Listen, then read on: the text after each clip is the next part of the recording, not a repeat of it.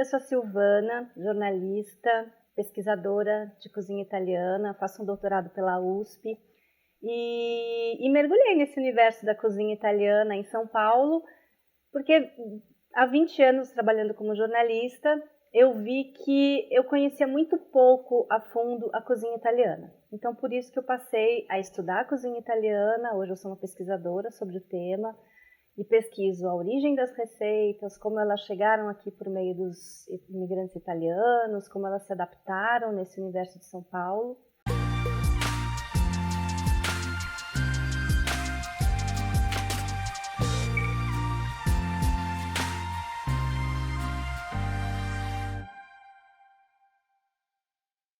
Quando a gente fala disso, né, da cozinha italiana, então, obviamente, a gente tem que falar dos imigrantes, como eles chegam aqui em São Paulo e como eles se adaptam, né? Como é que eles se encontram aqui num país tão diferente, com hábitos alimentares muito diferentes. Os imigrantes vieram de diversas partes da Itália e que eles se encontraram num mesmo quadrado, vamos chamar assim. Então, a gente começa a ter essas misturas que acontecem na cozinha. E aí, quando a gente fala dessa turma, né, dessa primeira leva de imigrantes, a gente já começa a trabalhar a cozinha italiana no contexto das cantinas, que é aquele lugar em geral com as paredes decoradas, mesa com toalha quadriculada, garrafa de Chianti decorando o espaço, fotos, etc.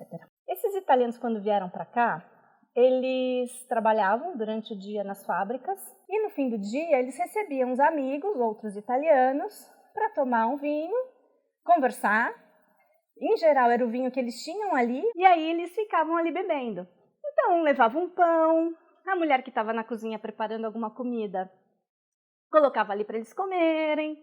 E dessa maneira, muito informal, os restaurantes italianos começaram a surgir, ou seja, as cantinas começaram a surgir. E aí falar das cantinas significa ter que falar do quê? De um tipo específico de comida, né? Que é a cozinha cantineira, que a gente chama. Então, essa cozinha cantineira, ela nasce dessa mistura dos ingredientes, também de uma influência do paladar paulistano, porque aí o paulistano começa a frequentar esses lugares. E aí, o que a gente tem de representatividade da cozinha cantineira nisso, né? Que a gente pode chamar de cozinha ítalo-paulistana, né? Macalu de frutos do mar, que é uma mistura de marisco, camarão e lula.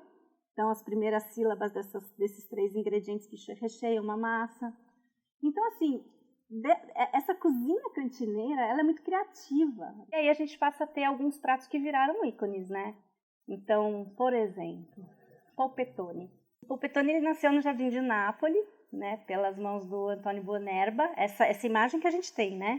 Quando a gente pensa em polpettone, para mim, é muito clara a imagem daquela almôndega gigante, achatada, recheada de queijo, com molho, que você corta, aquele queijo se esparrama provocante. Tem um outro símbolo de cozinha italiana que é o filé parmigiana. Quando a gente pensa em parmigiana, imediatamente a gente pensa em Parma, né? Do queijo parmesano, que é a origem de lá, e até os dicionários trazem isso, né? Que a parmigiana é dessa região específica.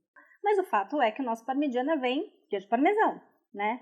E aí os italianos, quando começaram a fazer, entrevistei alguns e tal, o que eles falaram, que foi uma questão até de choque cultural, até de adaptação que eles precisaram fazer quando passaram a trabalhar com os restaurantes comercialmente, é que o paulistano não tem o hábito de pedir nos restaurantes legumes, eles preferem carne.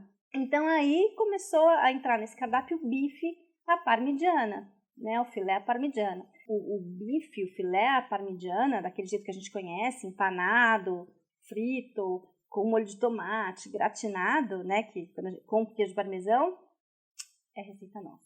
Nos doces, a gente também encontra essa adaptação, né? Então, assim, por exemplo, a palha italiana. A palha italiana é uma receita muito brasileira, mas ela também traz aí uma origem italiana no preparo dela, né? A gente tem um doce italiano que é o salame di cioccolato, que é um doce de forma cilíndrica, né, parecendo um salame. Aí leva chocolate, ovos, manteiga, oleaginosas, né, as castanhas, as amêndoas, ali pode depender do que eles vão usar, em geral é amêndoa.